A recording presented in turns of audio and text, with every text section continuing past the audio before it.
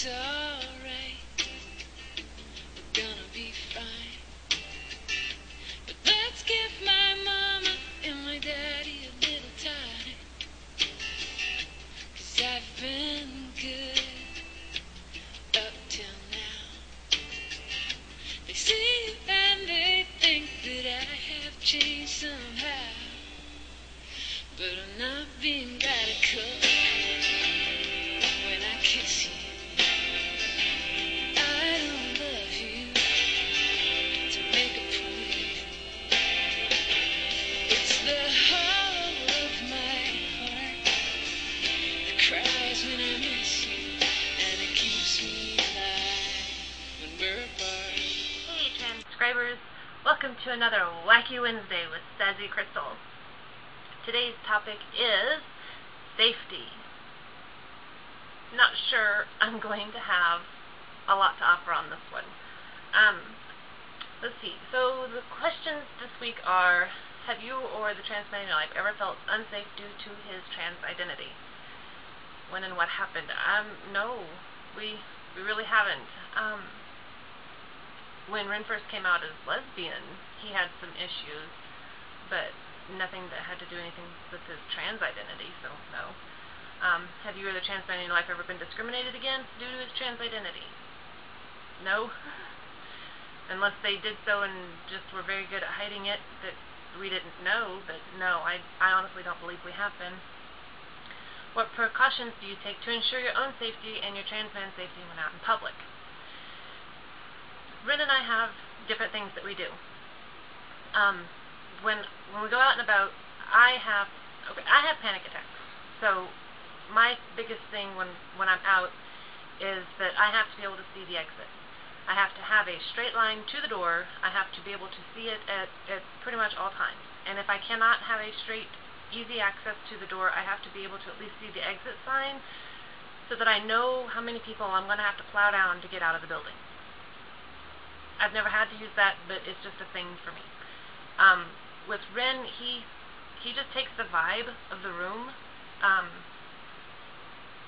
There's not really, he doesn't go any place that he knows is not going to be safe. Just is real smart about where we go. I honestly don't think about our safety when we're out and about when it comes to the trans issue. I mean, normal safety stuff, yeah, you think about, but when it's his, in particular, specifically for trans issues, I don't think of our safety. Ren does. Excuse me. Ren thinks of it, but it doesn't even occur to me. I'm out with my honey, and it doesn't even occur to me to be concerned about that kind of stuff, and it should, but that's Ren's department, I guess. What worries or concerns do you have when your trans man's out alone? I don't really have any concerns when Ren's out and about. I know he can take care of himself. He's got a real good attitude, a real good head on his shoulders, and if he feels something is sending off the wrong vibe, he leaves. If it doesn't feel safe and comfortable anymore, he leaves. He doesn't continue to stay there. What advice do you have to offer to other self as a trans man concerning trans safety? The biggest piece of advice I guess I can offer is, well, it applies to anybody. It's not just for people in a trans relationship or trans people in the family. It's something I learned a long time ago in a self-defense class that I took. If you act like a victim, you are more likely to be treated like a victim. So if you walk into the bar or the club or the restaurant or the grocery store or the library, wherever you're going, if you walk in and you're all kowtowed and hunched into yourself and don't look anybody in the eye, and you don't, don't look at me, kind of a thing. If you do that, that draws attention to you, and you are more likely to be treated like a victim. If you act that way, that's how you're going to get treated. It's like I tell my kids, if you act like a 2-year-old, I'm going to treat you like a 2-year-old. If you walk in with the attitude of, I am supposed to be here, they don't have any reason to second glance you. Ren gave an example of, he was at the hospital visiting friends, and he needed a break, and so he went and wandered into the doctor's lounge, and just kind of walked right in and sat down and started talking with all the doctors and the other people that were in there, and just chit-chatted, had no problems with it, but nobody questioned him because he walked in and he acted like he was supposed to be there. They had no reason to doubt that he was not supposed to be there or that he was supposed to be there. They had no reason to question him. He acted like he was supposed to be there. So you go in with the confidence. But don't get cocky. I have a saying. If you go in with your cock swinging, you're liable to get your ass kicked. Okay, I'm going to put a disclaimer on that. I live in a small town.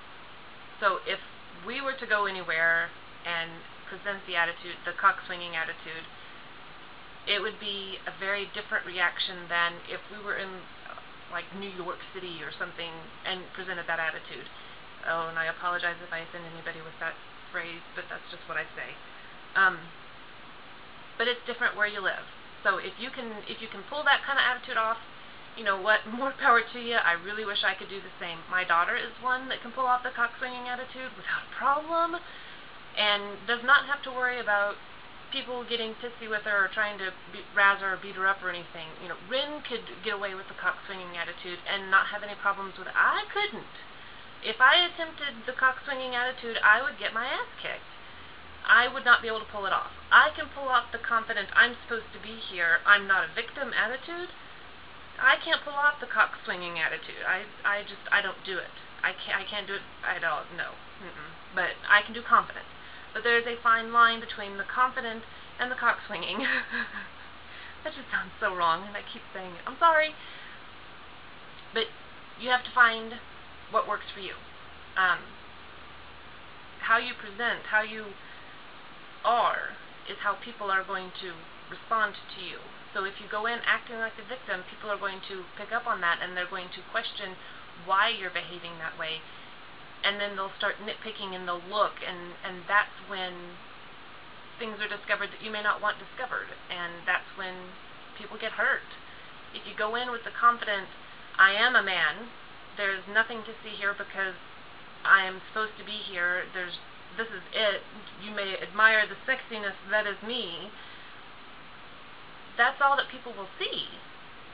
So, you know, just go in confident, and hopefully that will be enough. Be aware of your surroundings. It's very, very important to be aware of your surroundings. Keep an ear to the ground. I hate to say to listen in on other people's conversations, but do. Ren has many times overheard somebody saying something in general about gay bashing and stuff, and it's made him uncomfortable, and he's left. Ren had to guess at the price of the meal that they were eating and put money on the table and just leave and hope it was enough. If you can, go with groups, especially if you're not sure if it's going to be a trans-friendly or LGBTQ community-friendly kind of a place, but that includes going to the bathroom. Ren got beat up outside of a bathroom because that's the only time that he left the safety of the group, going to the bathroom, and that's where he got beat up. So, if you go with a group, stay with a group. Yeah, so I think that's it. Just be aware of your surroundings. Your attitude is very important, and I say this a lot. Act like a victim, you're going to be treated like a victim. But that's important. How you present yourself to the world is how they will respond. So, I think that is it. If you haven't subscribed to Transcribers, go ahead and do so. And I think we still have a couple open spots, so go ahead and drop us a line if you're interested. And I guess I'll see you guys next week for another Wacky Wednesday with Sassy Crystal. Bye.